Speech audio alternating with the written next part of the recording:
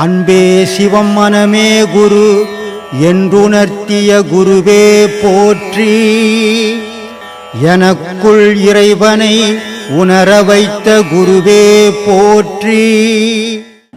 பஞ்சபூதங்கள்னு ஒரு பொருள் இல்லைன்னு சொன்னால் உலகம் ஒன்று இருக்காது. இப்போ பூமி இருக்குது, அது இருக்கட்டும், அது ஒரு பூதம். மண் தத்துவம் ஒரு பூதம். ஆனால் இந்த மண்ணில் மழை பெய்யலைன்னா ஒரு பொருள் இருக்குமா? இருக்காது. அப்போ இதுக்கு மழை அவசியம். அப்போ மண் வந்தது, தண்ணியும் வந்துடுச்சு, ரெண்டு சேர்ந்துக்குச்சு. சரி, மண்ணும் தண்ணியும் சேர்ந்துக்குன்னா எல்லாம் வந்துடுமான்னா வராது. கூட நெருப்பு சேரணும், சூடு சேரணும். சூடு சேர்ந்தால் தான் எல்லா பொருளும் முளைக்கும். அப்போ 3 பொருள் சேர்ந்தது. சரி, இந்த 3 பொருளோடு இருந்தால் போதுமா, முளைச்சிடுமா? முளைச்சி வந்துடுச்சு அப்படின்னா காற்று இருந்தால் தான் வளர்ச்சி வரும். காற்று இல்லைன்னா வளர்ச்சி வராது. அப்போ 4 பூதமாகி போச்சு. ஆகாயம் இது 4ஐயும் கண்காணிக்குது. அது 5 பஞ்சபூதமாச்சு. இந்த 5 பஞ்சபூதங்கள் இயக்கம் இருந்தால்தான் உலகம்ன்ற பொருளில் தானியம், வீனியம், மிருகம், மனுஷன் எல்லாம் உற்பத்தி ஆகும். இது உலகத்துக்கு. ஆனால் இந்த 5 பஞ்சபூதங்களுடைய தத்துவத்துக்கும் அடிப்படையானது என்ன அப்படின்னு பார்த்தீங்கன்னா, மூலாதாரத்தில் இருந்து 3 நாடிகள் கிளம்புது. அந்த 3 நாடியில் ஒன்று இடைகளை, இன்னொன்று பிங்களை, இன்னொன்று சுழுமுனை. இந்த சுழுமுனை நாடி இருக்குது, அதுதான் முக்கியமான நாடி. அதில் தான் உயிர் ஓட்டமே. இதில் மூச்சு ஓட்டம்தான், அதில் உயிர் ஓட்டம். இது எங்கே போகுது, அது எங்கே போகுதுன்னா, இது ரெண்டும் நாசிக்கு வந்து இடைகளையும் பிங்களையும். அது எங்கே போகுதுன்னா பதிக்கு போகுது. அப்போ அது இறைவன் இருக்கிற இடத்துக்கு போய் மெசேஜை சொல்லுது. அப்போ அந்த நாடி முக்கியம். அந்த ஒரு நாடியால் இந்த நாடி இயக்கம், இந்த 3 நாடியால் மனித இயக்கம். அப்போ மனிதனுக்குள்ள இப்போ உடம்பு சரியில்லை, ஒரு டாக்டர்கிட்ட போனேன், தொட்டு பார்க்குறாரு, கோல்டு ஆகி போச்சுங்க. கோல்டு ஆகி போச்சுன்னா என்ன ஆச்சு? கோல்டுன்னா என்னது? சளி பிடிச்சிருக்கு, ஈரம் சேர்ந்துடுச்சு அதிகம். அப்போ தண்ணி சேர்ந்து போச்சு, கோல்டு ஆகி போச்சு. ஜுரம் வந்துடுச்சு, போகிற டாக்டர்கிட்ட, அக்னி அடே ஜுரங்க 108 டிகிரி இருக்குதுங்கன்னா சூடு ஜாஸ்தி ஆகி போச்சு இல்லையா?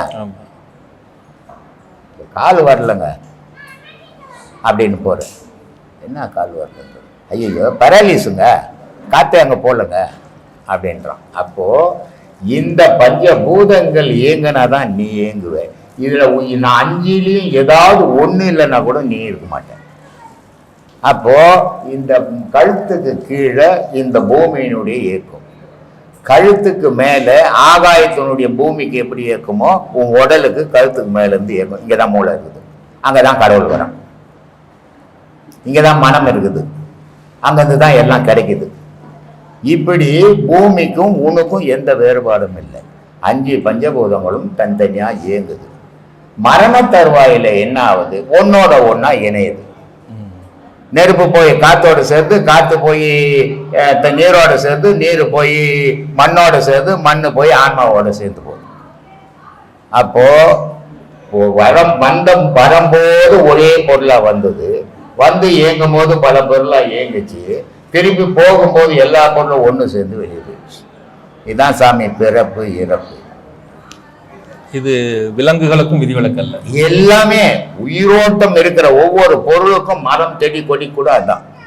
இப்போ நான் ஏற்கனவே சொல்லியிருந்தேன், 3 விதமான பொருள்கள் இயக்கத்தில் இருக்குது. அந்த 3 விதமான பொருள்கள்ல ஒவ்வொன்றும் முக்கியத்துவம் பெறுது. அப்போ மண், மலை இதெல்லாம் எதை சார்ந்து இருக்குது அப்படின்னா நெருப்பை சார்ந்து இருக்குது. தட்டினா ஒரு கல்லத்து ஒரு கல் தட்டினா நெருப்பா இருக்கும், நெருப்பை சார்ந்து இருக்குது. மரம், செடி, கொடி, மலை இதெல்லாம் மரங்கள்லாம் எதை சார்ந்து இருக்குதுன்னா நீரை சார்ந்து இருக்குது. மனிதன் எதை சார்ந்திருக்கிறான்? ஜீவராசிகள்லாம் காற்றை சார்ந்து. இப்படி 3 விதமான இயக்கங்கள்ல நம்ம உலக பிரபஞ்சம் இயங்குது. இதில் எது குறைஞ்சாலும் அது இல்லாமல் போயிடும், மற்ற நாளுக்கும் வேலை இல்லாமல் போயிடும். இப்படி தான் சாமி இருக்கும்.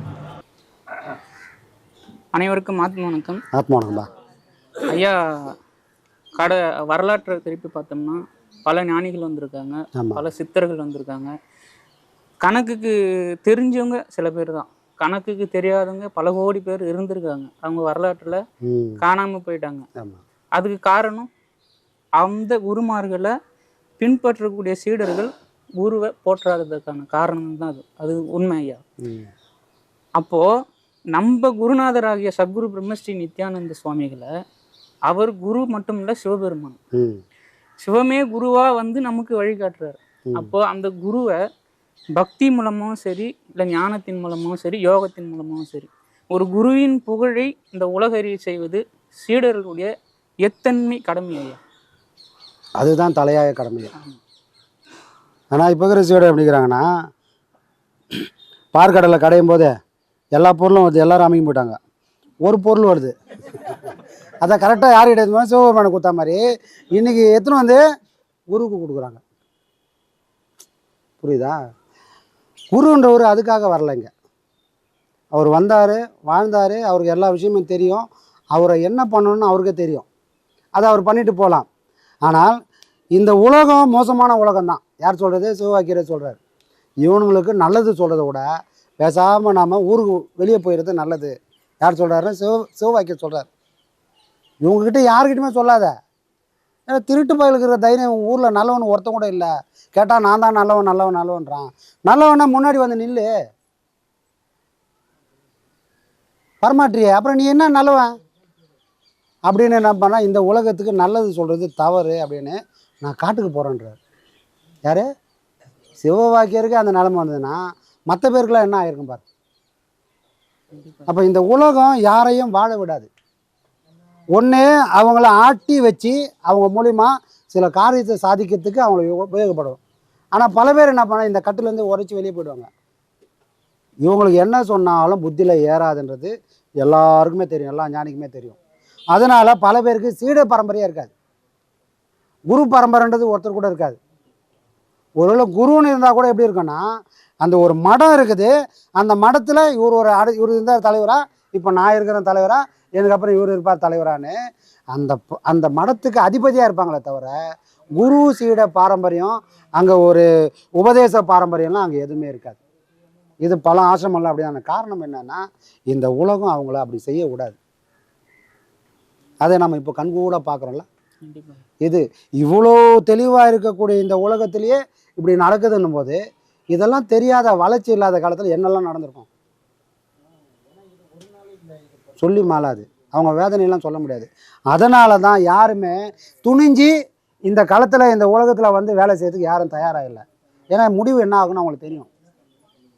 அதனால் எல்லாருமே இந்த உலகத்தை கைவிட்ட நேரத்தில் இப்படி ஒரு மகான் வந்து இந்த உலகத்தில் நான் இருக்கிறேன்டா, உங்களையெல்லாம் காப்பாற்றுறதுக்கு வந்தவொடனே ஒருத்தர் வந்து நிற்கிறார். அதனால தான் மக்களோட மக்களாக வைக்கிறார். அவர் எங்கேயும் தன்னை குருன்னே சொல்லிக்கல. குருன்னு சொன்னால் கூட ஒரு டிஸ்டன்ஸ் வந்துடும், தூரம் வந்துடும். யாருமே தூரம் போகாதீங்க, எல்லாரும் என் கூடவே வாங்கன்னு வர வைக்கிறதுக்கான முயற்சி அவர் பண்ணார். ஆனால் பல பேரோட போதாத காலம் வரப்போக முடியாமல் அதை தவறுகளாக போக வேண்டிய சூழ்நிலை வந்தது. இது இந்த உலகம் இப்படி தான் வாழ்ந்துனுக்குது, இதை மாற்றவே முடியாது. அதனால் சரி மாற்ற முடியாதுன்னா போட்டோம், நல்லவங்களாச்சும் ஒரு பக்கமாக சேர்ந்து நின்றுக்குன்னு ஒரு குருவுக்கான கடமையை சிறப்பாக செய்ய செய்ய செய்ய உலகம் ஒரு நாள் மாறும், அதை நோக்கி போகும்.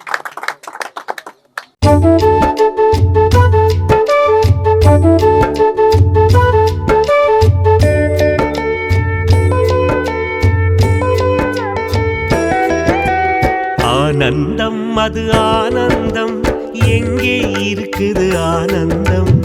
ஆனந்தம் அது ஆனந்தம், எங்கே இருக்குது ஆனந்தம்?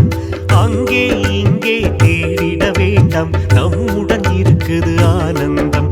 அது பிரம்மஸ்ரீ நித்யானந்தம். ஆனந்தம்.